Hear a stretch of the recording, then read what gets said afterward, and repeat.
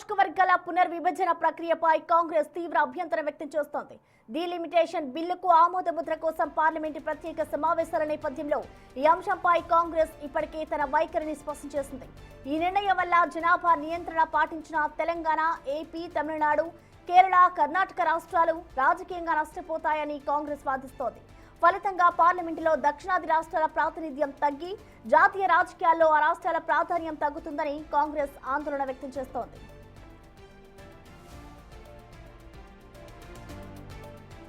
Delimitation ప్రక్రియ వల్ల దేశ ఎన్నికల వ్యవస్థ తీవ్రంగా ప్రభావితమవుతోందని హెచ్చరించారు కాంగ్రెస్ ప్రెసిడెంట్ ఖర్గే. బీజేపీ రాజకీయ లబ్ధి కోసమే నియోజకవర్గాల పునర్విభజన చేస్తుందని ఆరోపించారు. ఇది ఎన్నికల నియమావళిని ఉల్లంఘించడమేనంటున్న ఖర్గే ఇటు కాంగ్రెస్ అభ్యంతరాలను తెలుపుతూ ప్రధాని మోడీకి ఇప్పటికే ఆయన లేఖ కూడా రాశారు.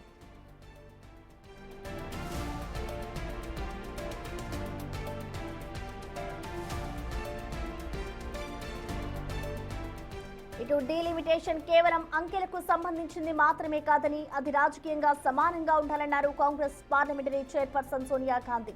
కుటుంబ నియంత్రణ పాటించి అభివృద్ధి పథంలో దూసుకుపోతున్న దక్షిణాది రాష్ట్రాలకు ఈ ప్రక్రియ వల్ల అన్యాయం జరుగుతుందని ఆమె యొక్క వ్యాసంలో రాశారు. అటు డీలిమిటేషన్ వల్ల ఉత్తర భారతానికి, దక్షిణ భారతానికి మధ్య పెద్ద అగాధం ఏర్పడే ప్రమాదం ఉందని రాహుల్ గాంధీ ఆందోళన వ్యక్తం చేశారు. నియోజకవర్గాల పునర్విభజన కన్నా ముందు కులగణన జరగాలని, అప్పుడే నిజమైన ప్రాతినిధ్యం లభిస్తుందని అంటున్నారు. ఇదిలా ఉంటే నియోజకవర్గాల పునర్విభజనపై సీఎం రేవంత్ రెడ్డి ప్రతిపాదించిన హైబ్రిడ్ మోడల్ ప్రస్తుతం దేశవ్యాప్తంగా చర్చనీయాంశమైంది. కేవలం జనాభా ప్రతిపాదికన కాకుండా రాష్ట్రాల ఆర్థిక సహకారాన్ని కూడా పరిగణలోకి తీసుకోవాలని ఆయన డిమాండ్ చేస్తున్నారు. డీలిమిటేషన్ ద్వారా పెరగనున్న 272 సీట్లలో సగం సీట్లను జీఎస్డీపీలో మెరిట్ సాధించిన రాష్ట్రాలకు కేటాయించాలన్నారు. ఇక మిగిలిన సగం సీట్లు ప్రోరేటా ప్రకారం జనాభా ప్రాతిపాదికన పెంచాలని సూచించారు. ఇలా చేస్తే దేశానికి ఆదాయాన్ని తెచ్చి పెడుతున్న రాష్ట్రాలను గౌరవించినట్లుగా అవుతుందన్నారు. మీరు 272 సీట్లు మీరు పెంచాలని నిర్ణయించుకున్నారు కదా, అందులో 50%, 136 సీట్లు మీరు చెప్పుకుంటున్న ప్రోరేటా ప్రకారం ఇచ్చుకోండి. ఇంకొక 136 సీట్లు 50% ఉన్నాయి కదా, జిఎస్డిపి ప్రాతిపదికన దేశం యొక్క స్థూల ఆర్థిక ఉత్పత్తి ప్రాతిపదికన సీట్లను విభజించండి. అప్పుడు జనాభా నియంత్రణ చేసి దేశ ఆర్థిక వ్యవస్థకు ఆదాయాన్ని తెచ్చిపెట్టిన రాష్ట్రాలను మీరు గౌరవించినట్టు అవుతుంది. కాబట్టి ఈ హైబ్రిడ్ మోడల్ తీసుకోండి. ఈరోజు దక్షిణ భారతానికి, ఉత్తర భారతానికి విపరీతమైన అంతరం ఏర్పడుతుంది. దాంతో మేము రాజకీయంగా ద్వితీయ శ్రేణి పౌరులుగా మిగిలిపోవాల్సి వస్తుంది. మేము అత్యధిక ఆదాయాన్ని దేశానికి అందిస్తున్నాం, అత్యధికంగా ఉద్యోగ ఉపాధి అవకాశాలు మేము అందిస్తున్నాం. అన్ని రకాలుగా ఈ దేశాన్ని బలోపేతం చేయడానికి మేమందరం పనిచేస్తున్నాం. అట్లాంటి మమ్మల్ని శిక్షించే అధికారం మీకెవరు ఇచ్చిండ్రు?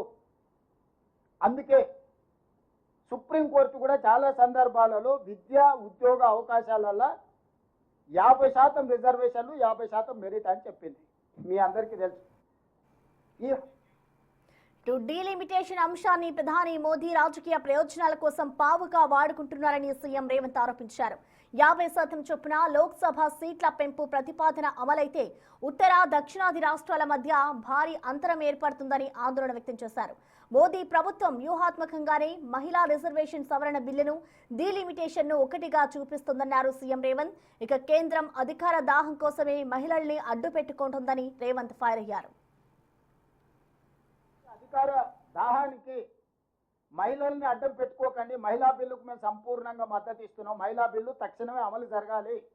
ఉన్న ప్రాతిపదికన 543 లోక్సభ స్థానాలలో 33%, 181 సీట్లు మహిళలకు ఇచ్చేసేయండి తక్షణమే. తెలంగాణ రాష్ట్రంలో ఉన్న 119 అసెంబ్లీలలో మహిళలకు 40 అసెంబ్లీ సీట్లను తక్షణమే మీరు మహిళా రిజర్వేషన్లు చేయండి. ఉన్న అసెంబ్లీలు, ఉన్న లోక్సభ స్థానాలకు 1/3 ప్రకారం మహిళా రిజర్వేషన్లు చేయండి. అన్అపోజ్డ్గా మేము మద్దతు పలుకుతాం. మీరు సీట్లు ప్రస్తుతం ఉన్న నియోజకవర్గాల పరిధిలో ఓటర్ల సంఖ్యకు, ప్రజాప్రతినిధుల సంఖ్యకు పొంతన లేకుండా పోయిందన్నారు రేవంత్ రెడ్డి. 35 లక్షల మంది ఉన్న మల్కాజ్గిరికి ఒక ఎంపీ, 15 లక్షల మంది ఉన్న గోవాకు 2 ఎంపీలా? ఈ లెక్కన మల్కాజ్గిరి ఓటరు కన్నా గోవా ఓటరుకు ఎక్కువ విలువ ఉందా అని ప్రశ్నించారు రేవంత్.